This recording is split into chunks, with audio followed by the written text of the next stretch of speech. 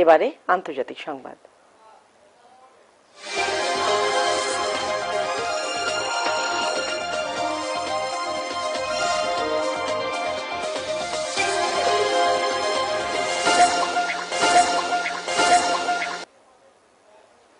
কানাডার রাজধানী অটোয়ায় পার্লামেন্ট ভবনে গোলাগুলির ঘটনায় একজন সৈন্য একজন বন্দুকধারী নিহত হওয়ার পর সেখানে আতঙ্ক বিরাজ করছে। রাজধানী জুড়ে নেওয়া হয়েছে ব্যাপক নিরাপত্তা ব্যবস্থা। কানাডার প্রতিটি শহরের গুরুত্বপূর্ণ স্থানগুলো আইন শৃঙ্খলা রক্ষাকারী বাহিনীর সদস্যরা ঘিরে রেখেছে।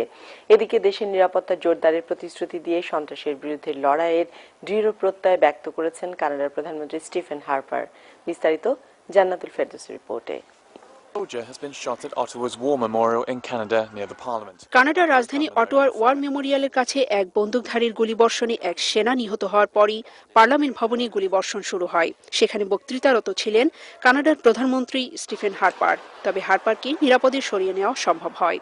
হামলার সময় বন্দুকধারীরা 40 থেকে 50 রাউন্ড গুলি ছোড়ে। এই ঘটনার সঙ্গে জঙ্গিদের কোনো যোগসূত্র ছিল কিনা তা নিশ্চিত নয়। তবে প্রত্যক্ষদর্শীরা জানান, ন্যাশনাল ওয়ার মেমোরিয়ালে পাহারারত সেনাকে এক ব্যক্তি গুলি করে হত্যা করার কয়েক মিনিট পরই একই ব্যক্তি পার্লামেন্ট ভবনে হামলা চালিয়েছে। কানাডার গোয়েন্দা সূত্র জানিয়েছে, মাইকেল জেহাব বিবাও নামে এক বন্দুকধারী ওয়ার মেমোরিয়ালে হামলা চালিয়েছে। তাৎক্ষণিকভাবে কানাডার সরকারের পক্ষ থেকে আনুষ্ঠানিকভাবে কোনো বিবৃতি দেওয়া হয়নি।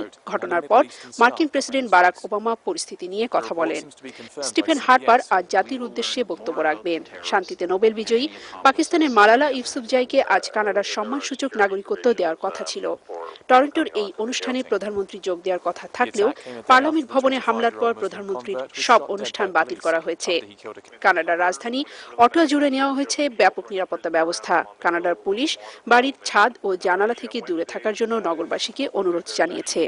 কানাডার প্রতিটি শহরে গুরুত্বপূর্ণ স্থানগুলো আইন শৃঙ্খলা রক্ষাকারী বাহিনীর সদস্যরা ঘিরে রেখেছে। International news desk, Bangladesh television.